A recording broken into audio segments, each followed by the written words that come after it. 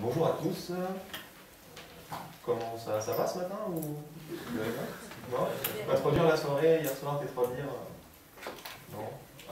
Ah si, apparemment il n'y a pas trop... Non, mais nous aujourd'hui on compte sur vous, donc il va falloir bien se motiver, on va faire participer, donc à fond, à fond. Excuse-moi, j'ai juste une petite interruption. Merci. Ben de l'association Typo 3 nous a demandé de faire une photo des Frenchies avec le badge Typo 3. Donc si quelqu'un a un appareil photo de bonne qualité et veut bien se prêter au jeu, on fera pendant la pause sur les marches à l'extérieur une photo de groupe pour se remémorer la T3 Uni et puis pour envoyer à l'association. Pardon. Pas de problème, c'est... Donc, next slide.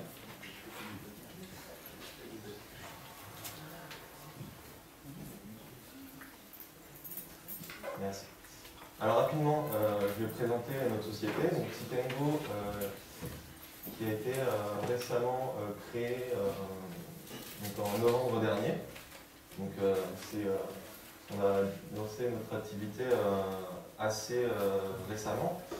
Malgré tout, avec Johan, ça fait quelques années qu'on pratique Typo 3. Et notamment, on est tous les deux certifiés Typo 3. Voilà, vous avez peut-être pu déjà nous suivre par l'intermédiaire de nos blogs, les Twitter de Johan ou encore ses extensions sur le TER. Donc Typo 3 est moteur de recherche. L'objectif aujourd'hui, c'est de balayer un peu toutes les solutions disponibles sur le marché. On va dire les principales solutions. On va voir un peu leurs points forts, leurs points faibles et comment surtout les intégrer dans Typo 3. Ne vous inquiétez pas, on ne va pas voir toutes les solutions disponibles aujourd'hui. Bien sûr, il fallait faire un choix. Donc on a pris les principaux acteurs du marché. Donc pour commencer, on va voir un peu ce qui se fait par défaut avec Typo 3. Là, j'ai un petit souci, je ne me rappelle pas exactement ce qu'il y a par défaut. Est-ce que vous avez peut-être une idée de ce qu'on peut faire avec Typo 3 par défaut sur les moteurs de recherche? Avec cette search, en effet. C'est une bonne réponse, mais je pense avant... Oui. Par défaut, il y a aussi un moteur dans Typo 3 un peu moyen, mais il y a un petit outil de recherche par défaut, autre que Index Search aussi. Hein. D'accord. Non? Non. Il y a une recherche. Ah si alors. si, il y a un petit moteur. Il y a une recherche SQL directe. Voilà, exactement ce que je voulais vous présenter. Donc, dans un premier temps, on va voir la recherche full text, donc utiliser les propriétés de SQL et plus particulièrement de MySQL. Cette solution peut convenir pour un développement spécifique avec un volume de données assez faible. Donc il a l'avantage de retourner les enregistrements triés par pertinence et il accepte les opérateurs booléens. Donc plus, moins, pouvoir faire des combinaisons de mots lors de la recherche. Maintenant, au niveau des inconvénients, on a devant nous un système qui va être trop simpliste, on ne peut pas aller très très loin avec la recherche full text. Un autre inconvénient, c'est qu'on est obligé d'utiliser une structure de table MyExam. Donc ça peut être contraignant dans certains cas. Et vraiment le point noir, ça va être les performances sur des gros volumes de données. Il y a des tests qui sont faits et qui nous démontrent que full text sur des gros volumes de données, c'est vraiment à éviter. Vraiment à éviter. Alors, comment, rapidement, on va vous montrer un petit exemple de comment implémenter le full text pour les personnes qui ne connaissent pas cette méthode. L'idée, c'est de positionner un index sur une table en le désignant ici par des champs qui seront fournis dans l'index. Et ensuite, les recherches se font via la commande match. Donc on rappelle qu'à ce niveau-là l'index. Et ici, c'est la recherche qu'on souhaite positionner. Donc ça, cet exemple-là est tiré de la documentation officielle full-text. Vous allez taper full-text SQL, vous allez tomber sur ça. Donc là, ici, ce que je vous disais, on retourne les résultats par pertinence. Chaque résultat, on lui attribue un score en fonction des mots qui ont été repérés dans la requête. Donc voilà, voilà ce qui existe sur MySQL. Ensuite, en effet, on a une extension livrée par défaut dans Typo3 que vous connaissez tous, je suppose, qui est Indexed Search. Alors, Indexed Search, rapidement, je pense que c'est juste pour rappel, mais c'est développé par, à l'origine, c'était développé par Casper depuis 2004. C'est maintenant intégré dans le corps de Typo3. Il y a une possibilité d'indexer toutes les pages, les contenus et les documents PDF, Word via des extensions serveurs annexes, mais il y a une possibilité à ce niveau-là. L'indexation se fait soit via un crawler externe, soit directement à la volée, à la consultation de la page. Il y a possibilité aussi d'indexer les pages. Et évidemment, vu que c'est une extension intégrée à Typo3, ça va gérer tout ce qui est droit sur les pages pour les résultats de recherche. Merci. Alors, convient parfaitement pour des sites à faible et moyen trafic. Ça, nous, on ne l'invente pas, c'est dans la documentation de l'extension. La documentation nous dit cette extension est à éviter lorsqu'on dépasse un site de 5000 pages. C'est ça. Donc, ils nous préviennent tout de suite, si on a plus de 5000 pages, ne pas utiliser Indexed Search et il faut vraiment trouver une solution annexe. Ensuite, on va avoir des possibilités, ça fonctionne très bien de base. Maintenant, si on veut rajouter des fonctionnalités un peu plus poussées, comme du faceting par exemple, c'est assez difficile à surcharger comme extension. Via des XLAS ou des hooks, ça peut vite devenir assez compliqué.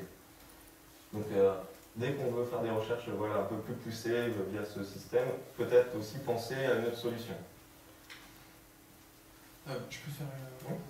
Sachant que récemment, là, sur Indexed Search, pour ceux que ça intéresse, il y a une extension qui a commencé à développer qui s'appelle KE Search. Il me semble qu'elle commence à faire et à implémenter du faceting sur Indexed Search. On va voir ce que c'est le faceting pour ceux qui ne savent pas tout à l'heure.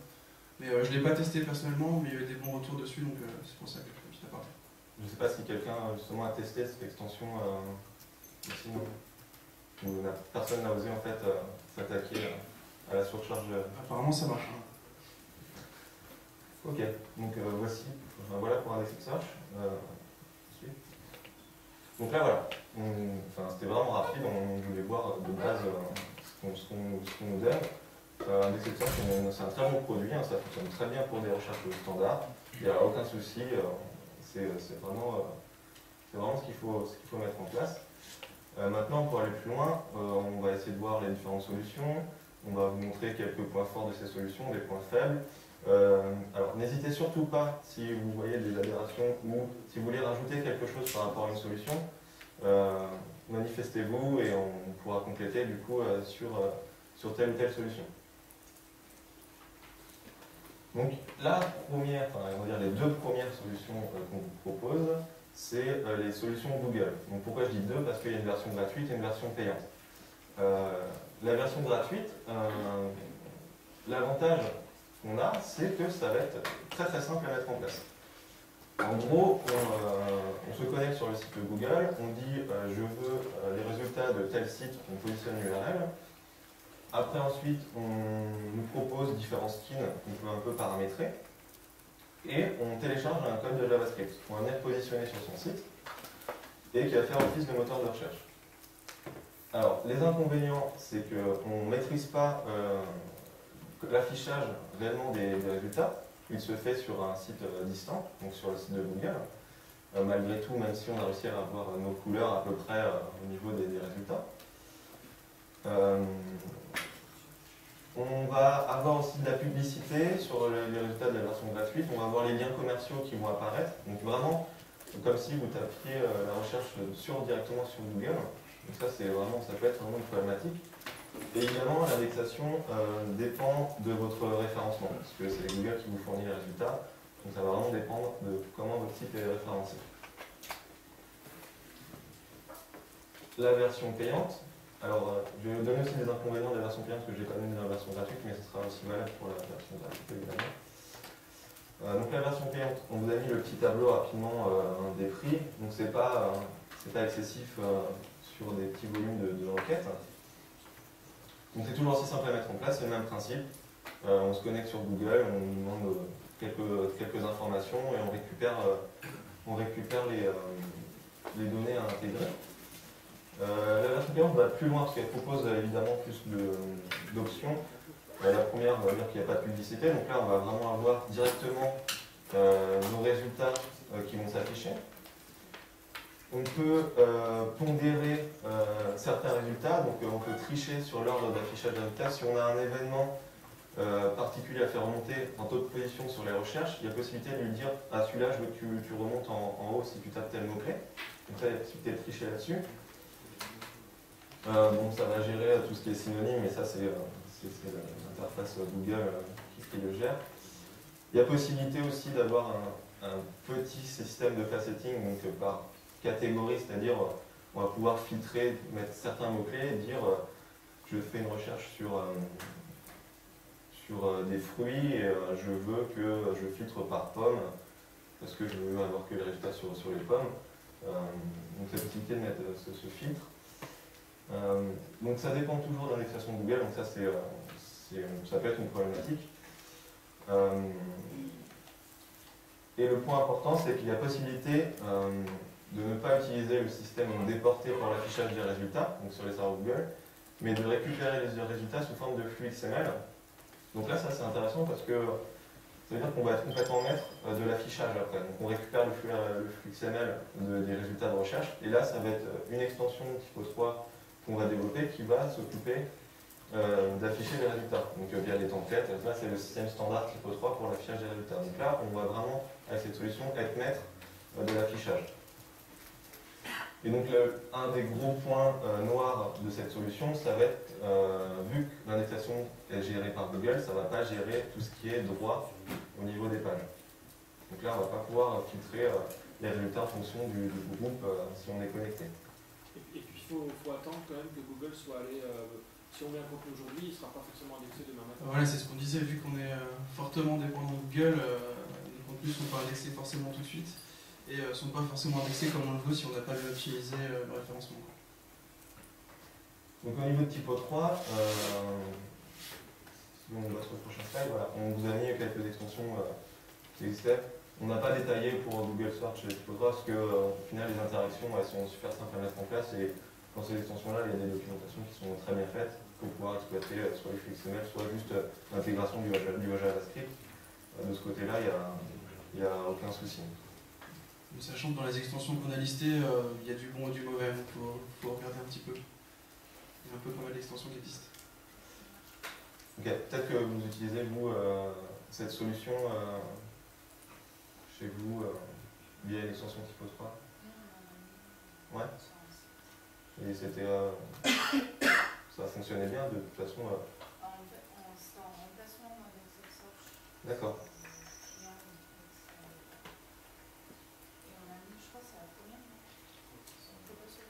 Bah, je crois que je les avais triés par nombre de téléchargements, donc ça se trouve la première c'est sûrement la plus utilisée. J'avais pris la plus récente, qui maintenant JavaScript. Oui.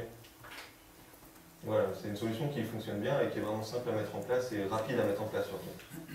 Donc si on a des besoins urgents d'avoir des résultats un peu pertinents sans engorger un serveur via une indexation, ça c'est vraiment la solution idéale. Ensuite, je vais laisser la place à Yoann pour dire les moteurs de recherche plus haut niveau.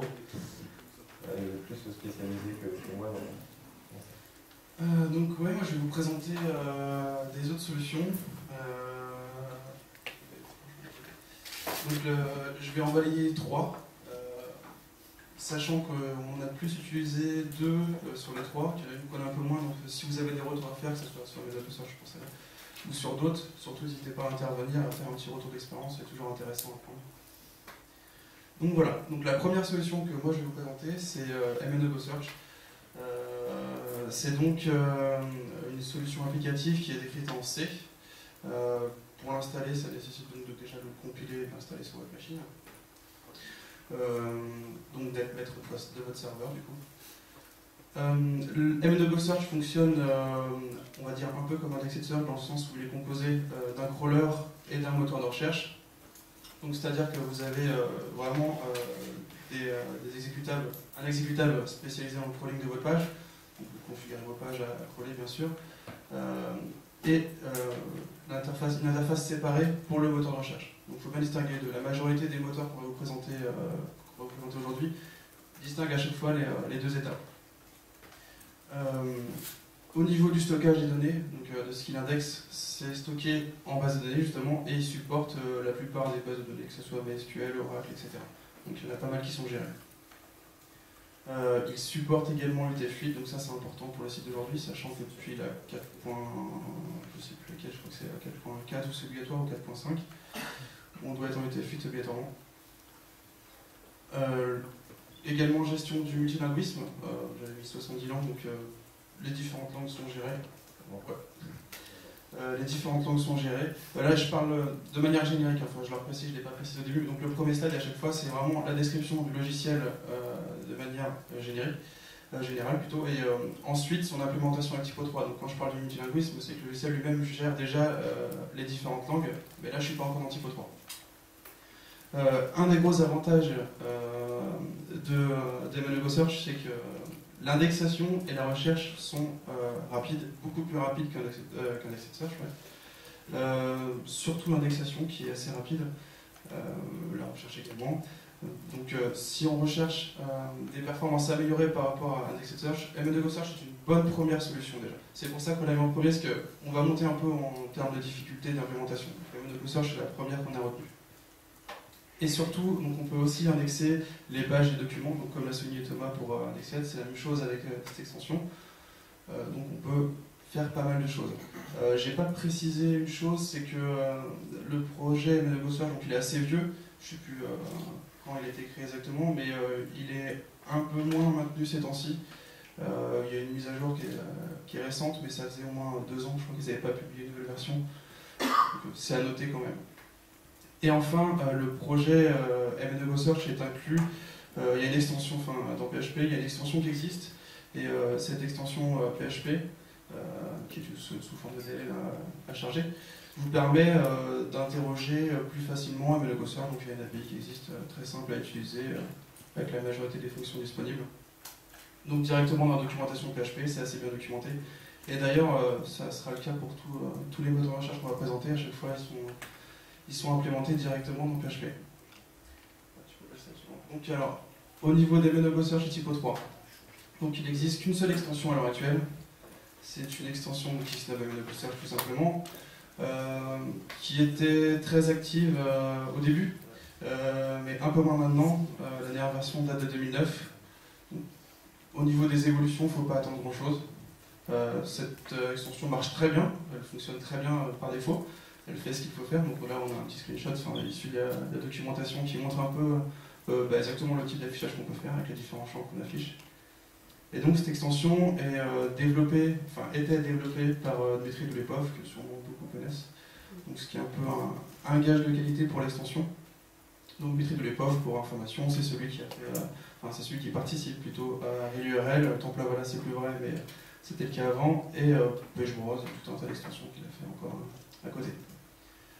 Donc l'avantage de cette solution, c'est que côté Typo 3, c'est simple à mettre en place.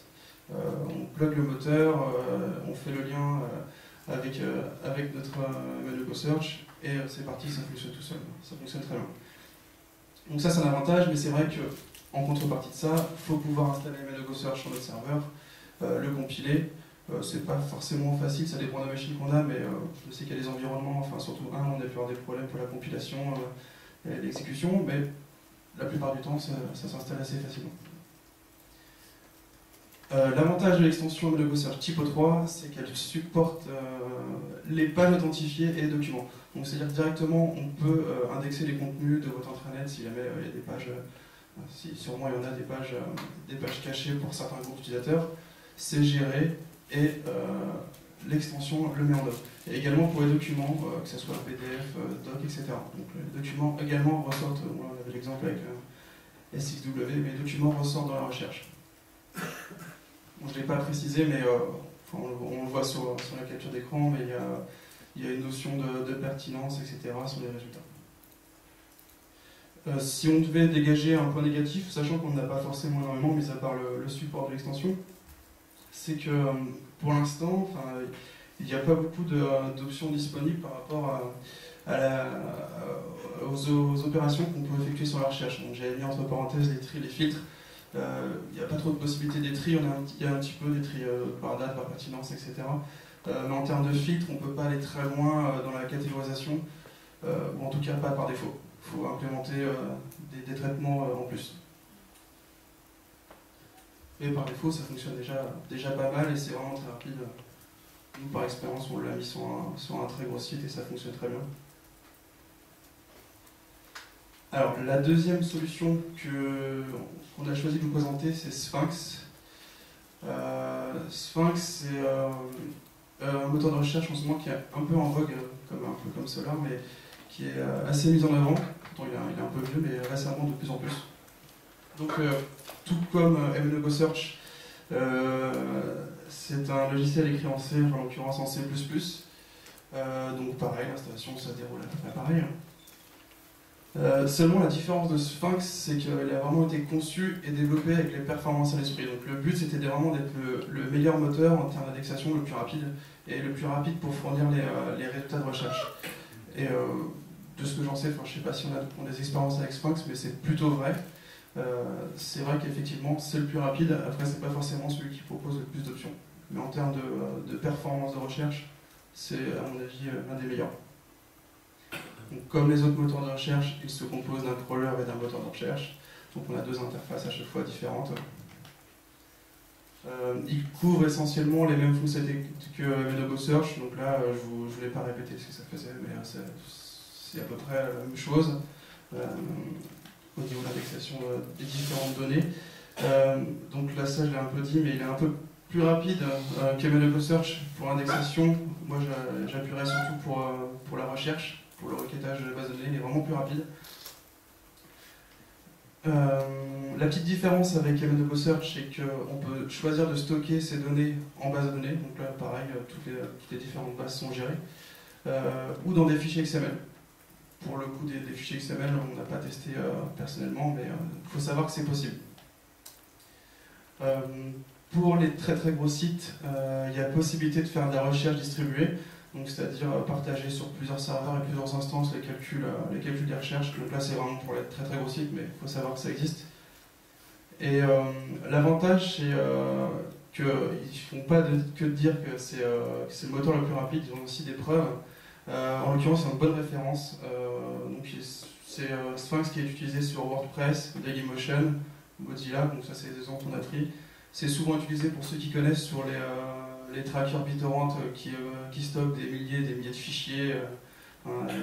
Et c'est souvent Sphinx qui est utilisé. Et enfin, leur référence qu'ils mettent en avant, leur première référence, c'est Craigslist, qui est un site que vous pouvez aller voir, qui est en fait ni plus ni moins qu'un annuaire de liens, finalement. Donc qui contient environ 5 milliards de documents, ce qui fait 6 teraoctets de données, donc c'est ce qui donne comme information, et qui supporte 50 millions de recherches par jour. Donc, et dans ces conditions-là, il arrive à fournir des requêtes très rapidement, et en moins de, je pense c'est en termes de millisecondes que ça se compte. Donc voilà pour Sphinx. Et Sphinx c'est Typo 3.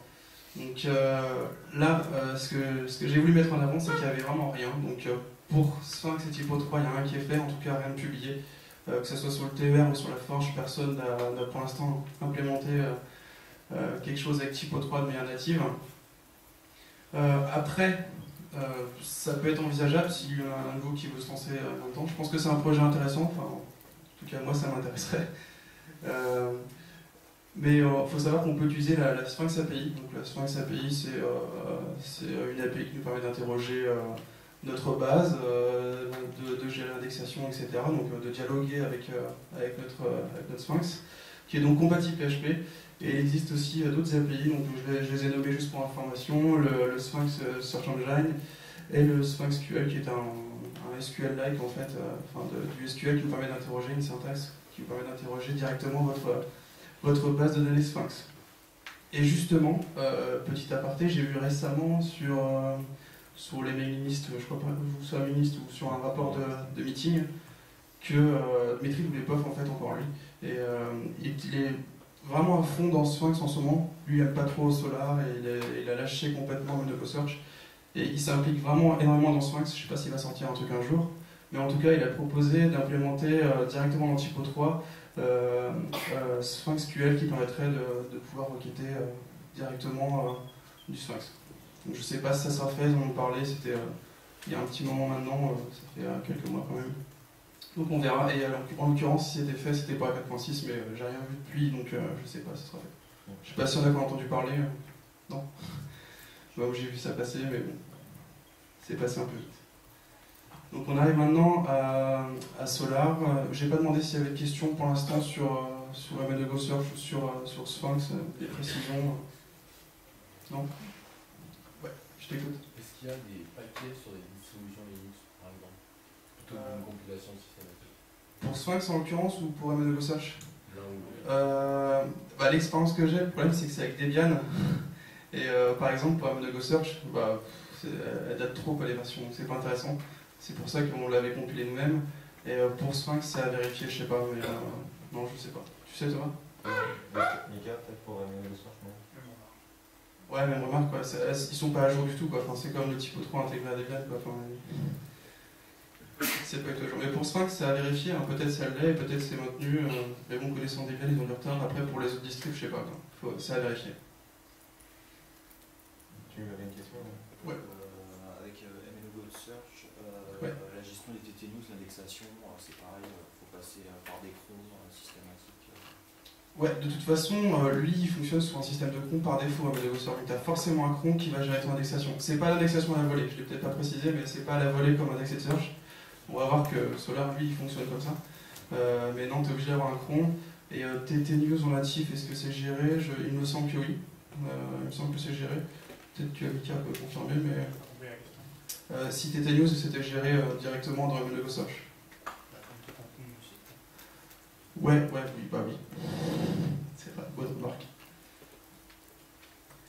Pas d'autres questions? Donc je passe donc à Solar du coup. Donc Solar, c'est l'application qu'on a choisi nous de mettre en avant pour cette présentation. Donc on va faire un petit historique, il y aura un petit peu plus de slides sur Solar. Donc tout d'abord par rapport aux autres, il est écrit en Java. Donc déjà, après, ça implique un certain nombre de choses, mais à savoir que le Java est peut-être un peu plus lent en exécution que le C++ par exemple, donc ça c'est à noter. Et surtout, l'inconvénient que beaucoup m'ont sorti dans différentes discussions, c'est que ça nécessite un serveur d'application Java. Donc pour ceux qui ne savent pas, il faut réinstaller un autre serveur, le plus connu étant sûrement Tomcat, et aussi Jetty, il y en a d'autres.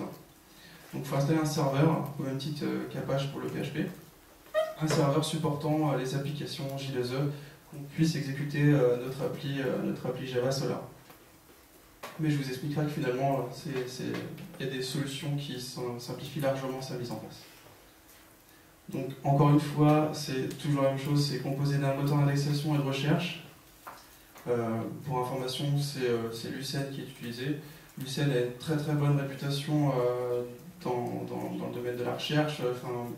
Il est utilisé sur énormément de portails J2E, bien sûr. LiveRail l'implémente par défaut, c'est également relié avec Alfresco, etc. Donc pour toute liaison avec les applicatifs J2E, c'est vraiment simplifié et par défaut, du coup la communication est intéressante avec Typo 3, par ce biais-là. Et donc Solar, en fait, c'est une interface de recherche qui vient se greffer à Lucene. Donc on peut souligner, bien sûr, on ne l'aurait pas présenté sinon, c'est que c'est une solution très rapide, avec le petit bémol qu'elle serait sûrement moins rapide d'après les différents benches qu'on a lus que Sphinx, mais très rapide quand même. Je vous fais un petit retour d'expérience si on a le temps après, parce que je ne sais pas au niveau temps où on en est, mais un petit retour d'expérience sur un gros site qu'on a pu implémenter qui utilise Solar et qui a des temps de réponse très intéressants. La distinction par rapport aux deux autres, c'est qu'il ne nécessite pas de base de données. Donc tout est stocké dans un système de fichiers qui lui est propre. Il y a un peu d'XML, mais il y a un peu d'autres choses aussi. Et donc, on peut très bien sauvegarder nos index directement en faisant un dump de nos fichiers tout bêtement. Ça, c'est intéressant. Pas besoin de dumper une base. Mais surtout, c'est un format, c'est une communication par fichier qui est très éprouvée, qui est vraiment rapide. Les accès aux fichiers, il ne faut pas se dire parce que c'est un accès à fichier, du coup, ça va être plus long. Et ça fonctionne vraiment très rapidement. Le requêtage et la communication avec Apache Solar se fait à l'aide d'une API XML ou JSON. On peut choisir entre les deux formats, soit on interprète du XML, soit du JSON, on fait comme on veut. Ce qui signifie, je l'ai précisé, qu'on peut du coup exploiter de n'importe où et avec n'importe quelle technologie, parce que tout simplement en fait on accède à une URL en fait. C'est ni plus ni moins qu'une URL qu'on interroge avec un certain nombre de paramètres, et derrière on a du JSON XML, on peut l'interpréter. Donc on peut très bien avoir un serveur Solar complètement délocalisé qui nous renvoie des recherches, des résultats de recherche. Ça c'est intéressant. Et donc il existe une API PHP qui s'appelle Solar PHP Client, qui est entre autres celle qui est utilisée dans le projet Typo 3 qu'on va voir juste après. Et donc qui permet de communiquer très facilement avec Solar et qui est très maintenu, mis à jour vraiment souvent et qui fonctionne très bien. J'ai essayé de déterminer un certain nombre de références, mais il y en a vraiment beaucoup. Je vous invite à aller voir directement le site de Solar. On peut relever CNET, on va faire une petite démo juste après, justement, sur ce site-là. Panasonic, Porsche, etc. Il y en a pas mal, mais bon, il fallait en relever, j'en ai relevé quelques-uns. Si on devait dégager un point négatif, donc c'est celui que j'ai un peu soulevé au tout début, c'est que ça nécessite de la configuration tout d'abord. Donc il y a pas mal de configurations à faire. Et la configuration sur les serveurs J2E, c'est souvent du XML, donc des fichiers XML à configurer, à paramétrer. Et surtout, je l'ai mis entre guillemets, mais un serveur convenable, sachant qu'il faut toujours avoir l'idée qu'un serveur, bon, je prends Tomcat en l'occurrence, c'est le plus utilisé, ça consomme. Donc en termes de performance, il faut avoir un serveur qui tient la route quand même. Sans exagération, mais avoir un serveur qui tient la route. Donc, les principales fonctionnalités, juste avant de voir une petite démo de site sous Solar, les principales fonctionnalités d'Apache Solar, alors on a la possibilité de choisir exactement ce qui est indexé. C'est également vrai pour les autres moteurs, mais avec celui-ci, on lui envoie vraiment, par poste, les infos que l'on veut et de la manière dont on veut. On peut très bien envoyer des données, leur affecter des catégories, et lui après les index comme tel dans son moteur. On choisit exactement ce qui est indexé. Je relève ce point-là parce que pour un développement spécifique, c'est assez simple à rajouter des choses à indexer et de la manière dont on veut. C'est vraiment simple à mettre en place. J'ai rajouté l'indexation des documents puissantes. Par défaut, c'est pas prévu, ou du moins pas de manière intéressante, mais il y a un projet intéressant qui existe, qui s'appelle Apache Tika, qui est également soutenu par la fondation Apache, et qui vous permet en fait, c'est un petit exécutable Java, toujours, un petit exécutable qui vous permet en fait, à partir d'un fichier, de retourner toutes les données qu'il contient, des métadonnées, de déterminer la langue, etc. Donc ça vous donne plein d'infos sur un fichier, c'est super intéressant pour ça. Et donc nous, généralement, on coupe le Tika, on n'est pas les seuls, il y en a beaucoup qui le font aussi, on coupe le Tika avec Apache Solar. Il gère également un grand nombre d'opérateurs, donc on peut effectuer des recherches avec des plus, des moins, enfin des ou, des sauf, etc. On peut faire pas mal de restrictions. Il y a un langage à lui qui permet de faire des filtrages intéressants. Là, je vous invite à rentrer dans la doc parce qu'il y a un langage vraiment propre à Solar qui est complexe et on peut imaginer pas mal de choses. Après, les opérateurs de base sont disponibles et sont exploitables. Et enfin, la recherche par facette, on va voir juste après ce que c'est. pour ceux qui ne savent pas, la recherche par facette qui est vraiment le point clé de Solar, donc qui vous permet de filtrer en fait, les données par le biais de catégories qui sont cumulables en fait. On va avoir un exemple juste après qui est assez explicite. Ce qu'il propose également, c'est la réplication des index. Donc en fait, on peut avoir sur différentes machines le même index qui est répliqué X nombre de fois. Donc ça peut être intéressant pour des raisons de sauvegarde. Il me semble aussi que s'il y en a un qui tombe ou qui ne répond pas, l'autre peut prendre la main derrière. Donc ça c'est pour les gros sites après qui sont surchargés, ça peut être intéressant. On peut également faire la recherche distribuée, bon, j'en ai parlé tout à l'heure avec Sphinx, de la même manière on peut effectuer la recherche distribuée pour fournir les résultats de recherche plus rapidement si nécessaire. Donc ça existe. Il y a une petite interface d'administration qui est disponible directement avec Solar qui vous permet de vérifier l'intégrité de votre index, de vérifier ce qu'il contient, d'effectuer des requêtes. En fait, on peut tout vérifier par le biais de cette interface qui n'est pas forcément super ergonomique, mais qui fait bien son boulot. Et enfin, je l'ai souligné tout à l'heure, mais le gros avantage de Solar, c'est qu'on peut communiquer avec vraiment beaucoup d'autres systèmes. Nous, dans notre cas, ce qui nous intéresse essentiellement, c'est de pouvoir communiquer avec le portail Liferay et la GED Alfresco. Parce qu'en ce moment, on entend beaucoup parler, par exemple, de la GED Alfresco surtout, et on peut exploiter les différents résultats qui sont mis dans l'index par le biais de Solar. Tu veux lancer ouais, Je pense que tu vas continuer sur Solar Expo 3, on verra la démo à la fin. Donc Apache Solar et Typo 3. Donc il y a un projet qui existe, donc c'est donc le projet Typo 3 Solar tout simplement, accessible à l'URL qui est juste ici. C'est un projet qui n'est pas tout récent, qui date de 2008, et encore c'est les premières versions qui ont été publiques, mais ça date d'un petit peu avant. Donc c'est un projet intéressant dans le sens où il est soutenu par DKD, qui est une web agency qui supporte ce projet-là.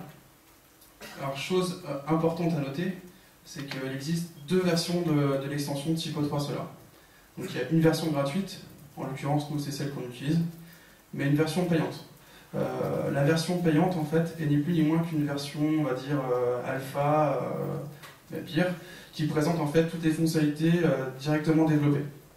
Donc on a accès à des toutes nouvelles fonctionnalités, en gros des bêta-testeurs quand on achète cette version-là payante, et au bout d'un certain moment, lorsqu'elles ont suffisamment évolué, elles sont intégrées à la version publique. Et ça, c'est l'histoire de quelques mois avant que ça soit intégré à chaque fois. Donc on n'a pas toutes les fonctionnalités par défaut. Là, en l'occurrence, la nouvelle version de Typo 3 Solar propose pas mal de choses, comme la communication avec le DAM, l'indexation des fichiers par défaut, parce que ça ne fait pas par défaut dans Typo 3 Solar. Tout un tas de choses que je vous invite à aller vérifier. Et donc, elles sont intégrées après une par une dans le projet principal. Et donc, pour accéder à la version payante, je ne sais plus exactement... ça a un coût, mais je crois que c'est aux environs de 4000 €, je crois. Donc après, on peut exploiter la toute dernière version avec les dernières innovations. Sachant que c'est largement maintenu, j'insiste, mais largement maintenu, largement mis à jour, et ils sont très ouverts aux ajouts de fonctionnalités. Donc l'avantage de cette extension, c'est qu'elle est très bien intégrée avec Typo 3. Elle gère entre autres les pages identifiées, donc on en parlait tout à l'heure, pour par exemple avoir un moteur de recherche pour un intranet. Nous c'est ce qu'on utilise sur un de nos intranets. Donc on gère les différents groupes, les droits, etc. très simplement. Donc elle utilise bien sûr les facettes, par défaut elle propose un certain nombre de facettes reliées à Typo 3 qui ne sont pas forcément intéressantes. Enfin, là en l'occurrence, il y avait, on voit sur l'exemple les auteurs. Il y avait les tri également, c'était juste au-dessus. On pouvait trier par auteur. Ça c'est un exemple sur typo3solar.com de recherche en fait, qui est faite sur la même liste Typo 3. Donc déjà, ça prouve qu'on peut externaliser, faire des recherches sur du contenu externe. Et puis ils ont mis les facettes en fait, avec les différents auteurs. Donc on peut également faire un certain nombre de tris, que ce soit par pertinence, par date, par titre. On peut rajouter ces tris. Par défaut, il y a également l'autocomplétion. Donc le champ est autocomplété à la saisie de votre mot-clé. Donc ça, c'est une fonctionnalité intéressante et qui fonctionne plutôt bien, et qui est assez rapide. Justement, encore là, c'est un avantage de Solar, qui répond assez rapidement aux recherches. L'autocomplétion ne rame pas, elle ne réfléchit pas pendant des secondes. Et enfin, l'avantage que je n'ai pas souligné tout à l'heure, c'est l'installation facilitée, dans le sens où en fait, l'installation de Tomcat, de Solar et sa configuration est faite automatiquement dans l'extension. Donc, pour être plus spécifique, on a un petit point SH en fait, dans l'extension qu'on a juste à déployer et ça installe directement Tomcat, Solar, ça le configure pour votre environnement et ça exécute après Tomcat derrière. Donc en fait on a un environnement fonctionnel assez rapidement, juste en lançant le point .sh. Sachant que ça installe du coup Tomcat Solar sur votre machine actuelle, enfin, sur la machine sur laquelle vous exécutez le script. Donc ça c'est intéressant et ça permet de voir un peu ce qu'il y a à faire et à installer. Je passe. Alors, juste pour souligner après les différentes qualités de l'extension, il faut savoir que toute la configuration de l'extension est faite en TypoScript et ça c'est super pratique pour faire pas mal de choses. La première chose, le paramétrage. Donc on peut très facilement paramétrer l'affichage, que ce soit les templates, le template qu'on veut utiliser, les champs qu'on veut mettre en avant. Donc on peut voir par exemple, enfin c'était cet exemple-là. On choisit en fait des traitements spécifiques sur les champs. Chaque champ sont des objets TypoScript, on peut donc appliquer des méthodes, des propriétés TypoScript et des méthodes. Donc on peut faire un peu tout ce qu'on veut. Même chose pour tout ce qui est facetting, on peut rajouter autant de facettes qu'on veut, autant de tri qu'on veut, il suffit à chaque fois de déterminer le champ, donc son nom en base de données. Et après ça s'implémente tout seul derrière. Donc beaucoup de TypoScript pour la configuration. Par défaut, tout est configuré avec une petite configuration par défaut, mais on peut facilement ajouter des choses. Et enfin, pour finir, si l'extension ne fait pas ce que je veux, qu'est-ce que je peux faire? Au-delà du TypoScript, sachant que déjà on peut par exemple utiliser des userfunc, ça peut être intéressant. Avec une userfunc, on peut faire pas mal de traitements, donc rajouter pas mal de fonctionnalités. Donc ça c'est le premier point, la userfunc on peut l'utiliser. Il y a pas mal de hooks dans l'extension, elle est bien développée, bien structurée. C'est pas en MVC, mais c'est plutôt bien découpé, de manière pertinente. Donc un certain nombre de hooks, j'en ai listé quelques-uns, j'ai fait une petite requête rapidement sur la dernière version. Donc on a différents hooks aux bons endroits, qui permettent de modifier les requêtes, qui permettent de modifier ce qui va être indexé. Donc on peut facilement rajouter des choses à indexer. Nous c'est ce hook-là qu'on utilise par exemple pour rajouter des traitements sur indexation de fichiers, pour indexer des choses externes. On peut modifier la recherche en cours, etc. Donc il y a pas mal de choses possibles. Et enfin, dernier point, si vraiment il n'y a pas ce qu'il faut, on peut envisager une classe, mais je le mets en dernier. C'est la manière la moins pertinente de procéder. Il nous reste un peu de temps. Tu veux faire la démo sur un... Ouais, on fait les questions avant, Thomas, puis ouais, je t'écoute. Par rapport à cela, est-ce que ça prend en compte tout ce que les notions de cache et quand on est sans recherche? Ah oui, ouais, tout à fait. Ouais. Pour ça, c'est bien intégré. En fait, ça utilise plus ou moins les mêmes méthodes qu'un Elasticsearch, donc ça gère le sans recherche, etc. Ouais, c'est géré. Des petites questions à chaud.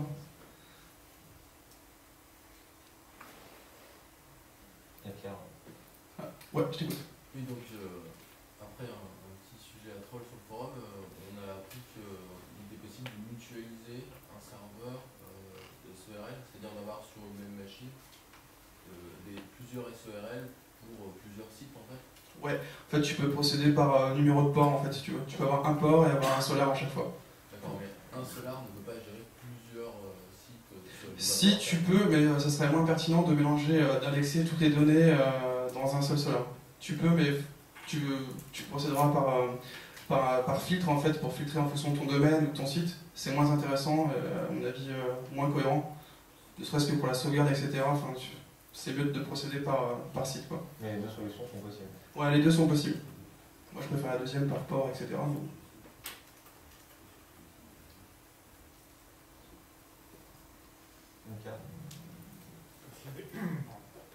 Est-ce qu'il y a des possibilités avancées de recherche, je dirais, sémantique ou linguistique avec la gestion des conjugaisons, des pluriels, des fautes d'orthographe? Alors, tu as des choses qui existent que je n'ai pas soulignées, mais il a le même algorithme en gros que Google avec vous vouliez dire par exemple. Si tu fais une faute de frappe ou que tu conjugues mal, derrière il fait son petit algorithme pour rechercher les mots qui sont plus près. Il y a celui-là, et il y a aussi, lorsque tu fais des recherches qui peuvent être vides ou qui ne retournent aucun résultat, il te propose en fait un mot qui semble proche de ce que tu voulais dire, ouais, comme Google en gros un peu. Ça gère aussi le pluriel. Ça gère le pluriel ? Ouais. Oui, je crois, c'est à vérifier, mais je crois également, ouais. Ouais.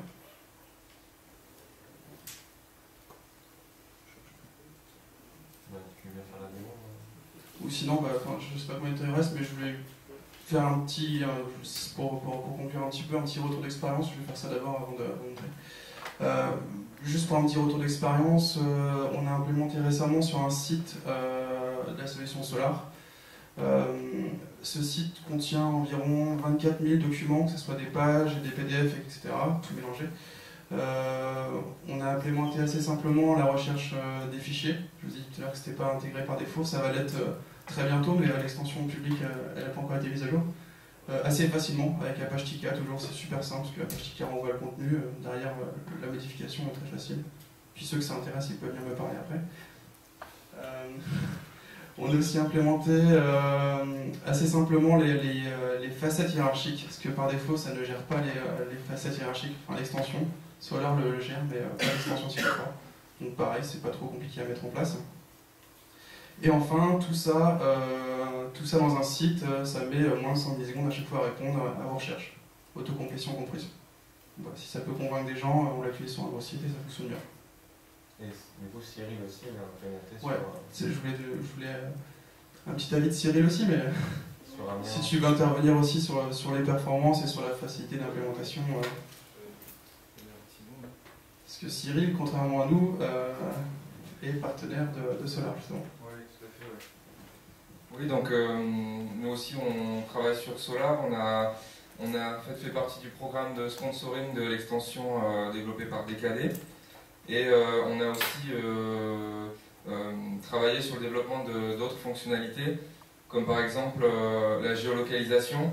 Donc on a un mon compte dans le site, et si la personne est loguée et qu'elle a renseigné son adresse, on va être capable de calculer à quelle distance elle se trouve des lieux qui vont être proposés dans les résultats de Solar. Aussi donc l'élévation, c'est une fonctionnalité qui permet à l'administrateur de choisir si des résultats doivent apparaître en premier dans les résultats sur certains mots-clés ou sur certaines requêtes par exemple. Donc ça, dans les collectivités, c'est assez important, ça permet de contrôler un petit peu la mise en avant de certains dossiers politiques notamment. Et puis donc on a un site qui tourne aussi qui est amiens.fr, qui est un site sur lequel on a vraiment fait le choix de mettre en avant la recherche. C'était un prérequis du client qui nous a demandé de faire un site comme Google. Donc à partir de là, on a dû pas mal travailler sur le design aussi, et puis sur l'implémentation du moteur de recherche, puisqu'il fallait quelque chose qui cartonne derrière. Et effectivement, c'est très rapide, on a des requêtes qui se font très vite, la suggestion, la recherche floue, tout ça. Sachant qu'en plus, voilà. C'est ton point d'entrée vraiment du site, quoi. Oui. C'est vraiment ce qui est le plus... Parce que, étant donné que c'est le site de la ville et de la métropole, c'est un exemple que vous avez peut-être rencontré, un site où on a tellement de menus, tellement de navigation, que si on fait une navigation classique, on se retrouve avec un plat de spaghettis imbuvable. On s'est dit, là on va vraiment faire un point d'entrée, le moteur de recherche, pour éviter de passer par la navigation. Bon, mais je ne sais pas si vous avez fini. Si on avait juste 5 minutes, je ne sais pas quelle heure il est, mais on voulait... Bah là, il est 10h55, donc Ouais. il y a des personnes qui doivent aller à la certification. T'as une question, non? Non, c'est pour la sortie. Ah d'accord. Oui, la salle est prête, il va falloir commencer à y aller. J'invite ceux qui veulent causer un peu plus de Solar de venir parler avec moi, il n'y a pas de souci. Ok, bon, bah, merci beaucoup. Voilà.